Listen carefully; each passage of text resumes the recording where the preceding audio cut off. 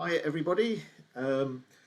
We welcome to this sort of extra added governing body meeting, basically to do our annual accounts and reports, but also to do the special educational needs for Middlesbrough um, strategy. So this meeting has started the recording for your information. The recording will be available for public viewing later. Note that Nick Marco, our usual attendee, is here, so hi. I think we probably won't need to do introductions. You've probably met most of these folks before, Nick. Yeah. I was told that Neil Mundy, the chair of the two trusts, was supposed to be joining us, but she hasn't joined us yet. But if I see that he's here, or if anybody can point out that spotted that he's here, then I'll do introduction. He is here. Oh, yeah. Okay. So, hi, Neil. I'll just go around everybody and ask them to introduce themselves. So, Caroline first. Caroline Gisham. Oh, Caroline, you're on mute. Sorry, folks. Hi, Neil. Me and Neil have met previously. Lovely to have you here. Okay. TV CCG Corp Gov. Yeah, that's me. I'm Lynn Pearson. I'm a corporate secretary, and I'm taking the minutes today. Okay. Joe Bushnell. Hello, I'm Jo Bushnell, clinical pharmacist. I work in a practice in Stockton-on-Tees and one in Darlington, and I'm one of the non-exec members of the board. Okay, Karen Hawkins. Good afternoon, Karen Hawkins, Director of Commissioning for Primary and Community Care in the CCG. Thanks. Dave Gallagher. Yeah, afternoon, Dave Gallagher, Chief Officer for the CCG. Jackie Keane. Hi, Jackie Keane, Head of Governance. We've met previously, Neil. David Emerton. Hi, I'm David Emerson, the Secondary Care Doctor on the governing body, which is a non-executive role. Mark Pickering. Hi, Mark Pickering, Chief Finance Officer for the CCG. Craig Blair. Hi, Craig Blair, Director of Commissioning for In-Hospital Pathways. Janet Walker. Hi, I'm Janet Walker. I'm a GP and Medical Director of the CCG. Alex Sinclair. Afternoon, Alex Sinclair, Director of Commissioning Children and People for the CCG. Hi. Ingo Lightly. Good afternoon, I'm Jingo Lightly, Director of Nursing and Quality. Thank you. Andy Mackay. Hi Neil, I'm Andy Mackay, I'm the independent member for the CCG. Michelle Thompson. Hello, I'm Michelle Thompson and I'm the lay member for patient and public involvement for the CCG. Jessica Hollingsworth. Hi, I'm Jess Hollingsworth. I'm a GP in Middlesbrough and one of the other non-exec members. James Nevison. I am a GP in Darlington and a non-executive member of the governing body. And attending as a public person, Nick Marco. He's from a... Oh, there you go, Nick. Hi, yeah, I'm Nick Marco. I'm the local democracy reporter at the Hartlepool Mail newspaper. Okay, Karen Dales. Hi, I'm a lay member and audit committee chair. Okay, Alistair Johnson. I'm a GP in Ingleby and Thornaby, and I'm a non-exec member of the governing body. And finally, Neil Mundy, if you want to say hi. Well, anyway, Neil is the chair of the two FTs, and he kindly let me attend their board meeting recently, and I extended the previous invitation that I had to the non-execs of the trust to attend our governing body meetings, just as particularly so we can get a feel of each other's issues and how things are run. Okay, so hi, welcome Neil. I don't know if your microphone's working. No, we'll crack on. Okie dokie. Right, okay. I haven't had any other business notified. Looking at everybody here, we are quorate. So we can move on. There's a declaration of interests list attached with the papers. I don't think that there's likely to be any other new interest to be declared, but this is everybody's opportunity to declare any other interests that may have arisen since our last meeting, or if it relates to this particular meeting. No, nothing to declare. No. Moving on. This meeting is basically to have our two annual papers signed off. So, first one being the annual CCG annual accounts and post audit. So this is over to you, Mark. Okay, thank you, Chair. The paper that you have is the paper for the CCG annual accounts. It's post-audit, although there is still a couple of days to go through the audit process. We've just had our audit committee, so when I finish speaking, I'll ask Karen just to comment as the chair of the audit committee, if that's okay. The paper and the format of the accounts is consistent with previous years, so hopefully you'll recognise that. As a statutory body, we have to prepare the accounts each year, and they're due for submission by next Tuesday, by the 15th of June. We'll aim to get them in beforehand to avoid any last-minute rush with systems if we can. This is the first year of the CCG, so not all of the prior year comparators are shown, but they are shown in terms of the statement of financial position, which is formerly the balance sheet, as people referred to it, because that's the most appropriate area to show those comparators. There are still a few minor issues in terms of completion of audit, and there is delegated authority in place in terms of any minor changes for presentational issues, but the audit is substantially complete at this stage.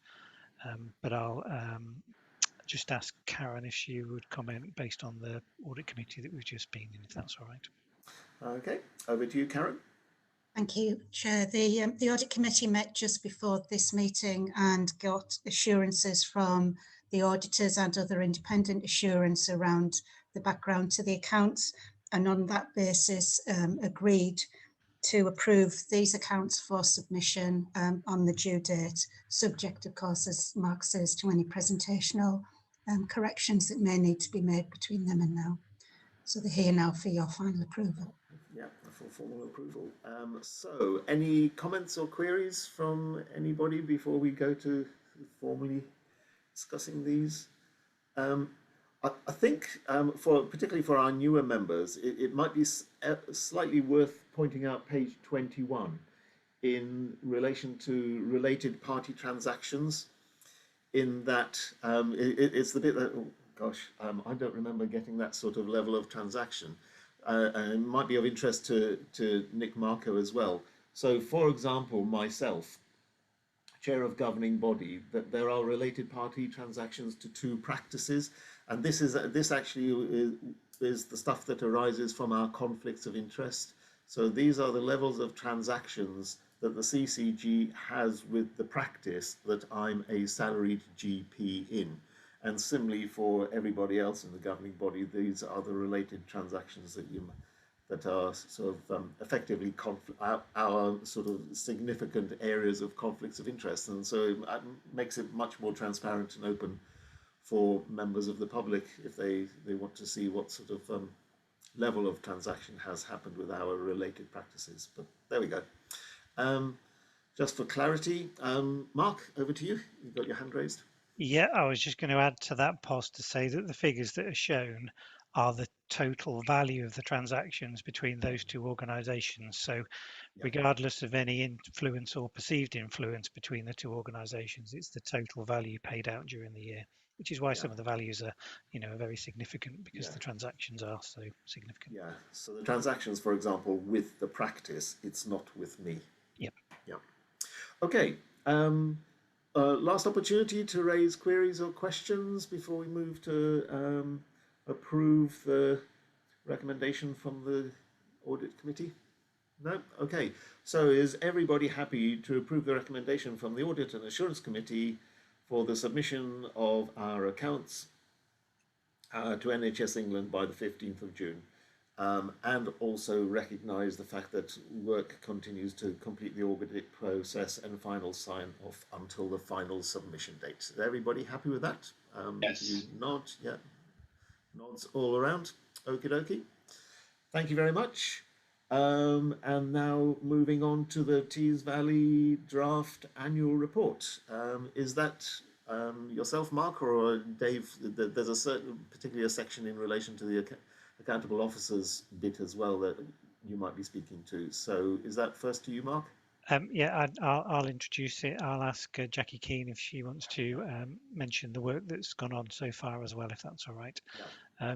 So yes, annual report here, draft has already previously been circulated and available. The final version will combine the annual report and the annual accounts together, and that's the accounts that we've just approved. But at this stage, they're still separate documents. But I'll hand over to Jackie just to pick up some of the main points in the process, if that's all right. Thanks. Yeah, over to you, Jackie. Okay, thank you. The annual report that's been circulated as part of the papers is a further iteration of the work that had been done previously, started by Julie Bailey and Judith McGuinness in the CSU and supplemented by Kate Sutherland following Julie's departure, and clearly as head of governance I've prepared the accountability report and the annual governance statement as well. The work has been continuing at pace to make sure that any previous comments have been picked up. We've made sure that references to Health Watch and PPI and the work that has been done by community ambassadors has been covered, as well as clarifying some elements of the performance narrative. All directors, as well as our council of members, so the membership had the opportunity to review the draft report as well.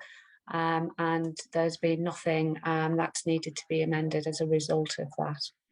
The Health and Wellbeing Boards have reviewed and endorsed the statement that's included within the annual report that relates to the CCG's contribution to the delivery of joint health and wellbeing strategies as well.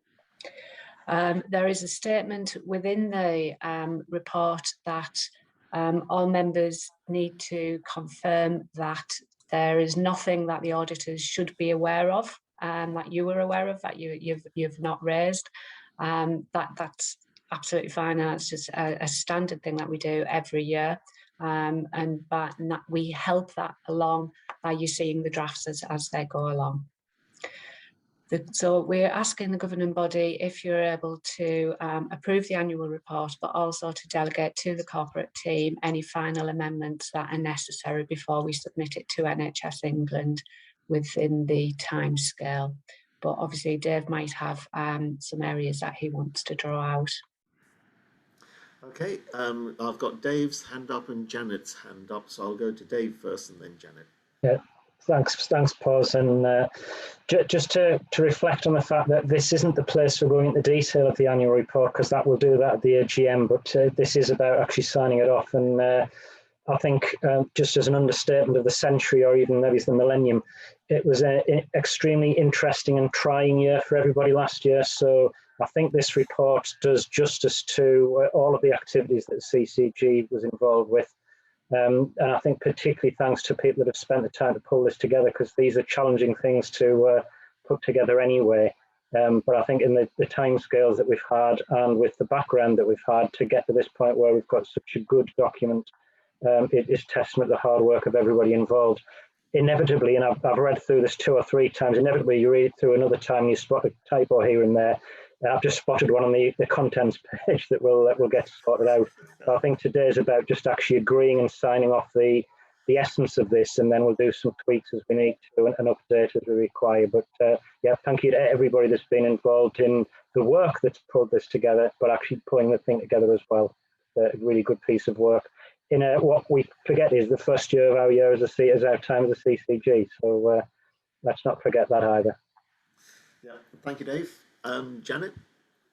I do beg your pardon, Paz. Mine was actually a minor tweak with regard to nomenclature around the COVID oximetry at home and virtual ward.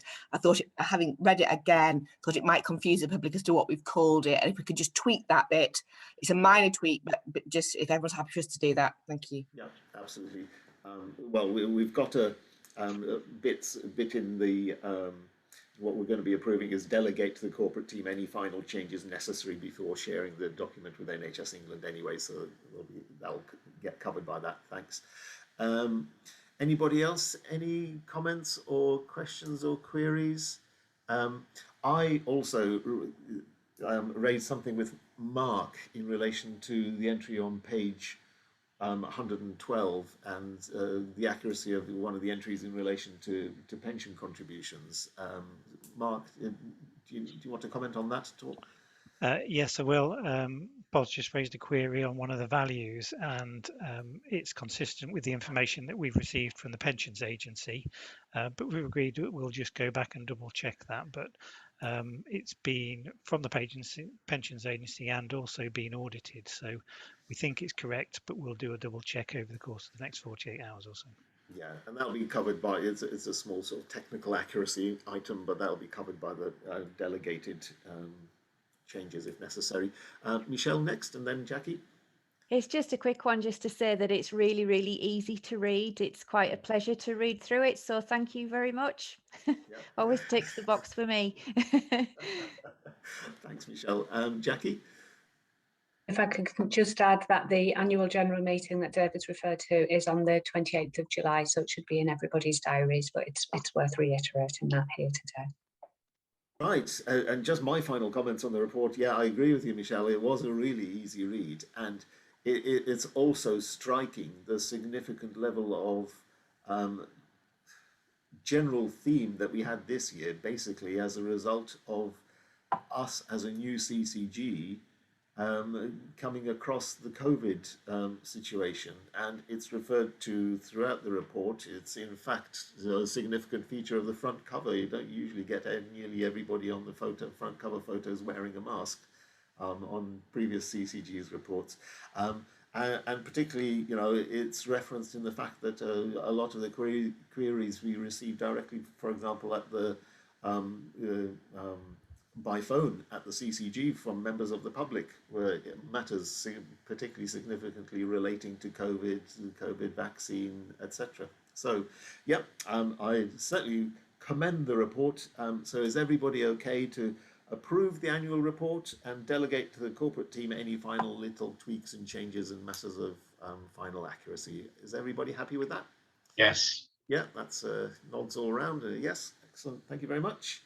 Okay, so we move on to the last agenda item, which is the Middlesbrough Local Area Special Educational Needs Strategy that Alex Sinclair is going to be talking to. Over to you, Alex.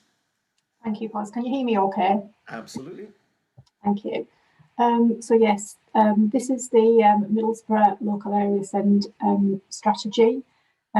It's been developed jointly by Middlesbrough Council ourselves and the parents and carers of children, represented by Middlesbrough Carer Forum. It outlines our commitment to our support for children and young people with SEND to achieve the best possible outcomes and become successful and happy adults.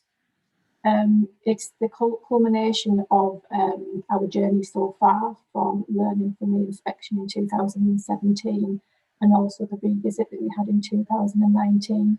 And what this is a single plan with a long-term vision. It was informed by our own self-evaluation, the joint strategic needs assessment, and also ongoing consultation engagement with children and families of people with SEND. It's got 6 key priorities in the strategy, which have the themes around leadership, greater involvement of children and young people, greater analysis and use of information, further improve our strategic planning to jointly commission across education, health and social care, and to improve processes and opportunities for people as they transition into adulthood, and finally to have a trained and competent workforce. Each of the priorities will have an action plan associated with this, and it will be monitored by SEND Strategic Group. And the ask today is for the governing body to endorse and approve the strategy. I have actually noticed one little thing on page 166. It's not incorrect, but it needs to be worded differently. It's around the new developmental pathway. It talks about the development of the pathway. Just need to make it clear we are working on the pathway. in South Tees, and it is to be implemented in September, but it's not implemented. Sorry, Alex, could you just repeat that last little bit you said, because you became a little Sorry, bit... did I break up? Sorry. What I was saying is on page 166, it refers to the development of the newer developmental pathway, and it just needs to be clearer. It needs to ensure that it says that we are developing a pathway, but it's not due for implementation until September 2021. It could be interpreted that it's in place now, and it's not. All right. Okay. Thank Lovely. you. Thank you very much. Any questions or queries? Oh, it was very interesting in the strategy. You learn new things all the time sitting on the governing body. 55 different languages spoken in Middlesbrough. And you got to take account of. Never really a very diverse range of people that got to be supported. And also it particularly picks up the fact that the impact of COVID on education, which we've heard generally, and this is one of the key priority areas to make sure that we deal with. Okay, David. Thank you. Excellent report. Are there any significant gaps in the resources that are needed, either in terms of the people delivering or the finances required to put the strategy into practice, as far as you can see at this stage? Thanks, David. Not at this stage, but as we're working through the action plan, should anything arise from that, it will be brought back to the boards for further discussions. But at this point in time, nothing significant that we have noted. Thank you. Thank you. Okay, thanks. Opportunity for anybody else to have a comment or flag anything or any queries before we move on. Yeah, Caroline. It was just a quick one, Alex. It was just about the timescales. In terms of people being able to get a SEND assessment. And I think I saw somewhere in it that it said, is it 20 weeks? Oh, in terms, yes. In terms of the timeline. Yeah. So that's a statutory timeline, Caroline. Yeah. I've in the past, I've just come across that it takes people a while to be able to get the assessment. When the assessment clicks in, then everything else works. But getting to the place where they can get an assessment, and usually it's because of David's question around resource.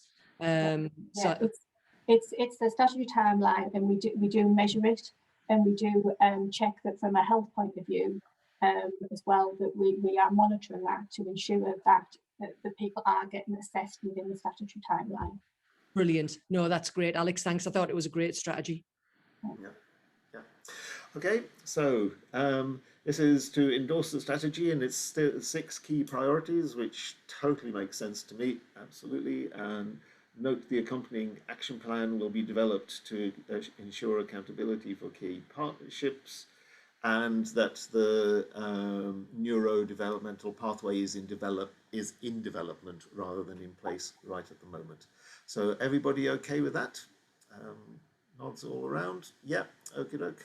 Alex, that's signed off. Okay, and I haven't got any other business notified. Nick and Neil, if you're still there, I see that Neil Mundy's having technical issues connecting. But Nick, any questions from yourself or comments? No, nothing from me. Again, it's just handy that the reports that are attached, that they're easy to read with the language used, basically. Well, that's actually very useful feedback, in that it sort of gives us a sort of bit of assurance from the point of view of ease of reading from the public members. Okay, Neil, I saw your connection dropping in and out. I don't know if you're still connected. Anything? Are you still there? No, it looks like he's not connected anymore. Okie doke. So, lastly, consideration of any impact on the risk register. I can't think of anything on this for the risk register. Jackie, can anybody else think of anything? No, nothing there. So no considerations for the risk register. Date and time of next meeting, 28th of July. And we'll wrap up the meeting. Thank you very much for your attendance for this.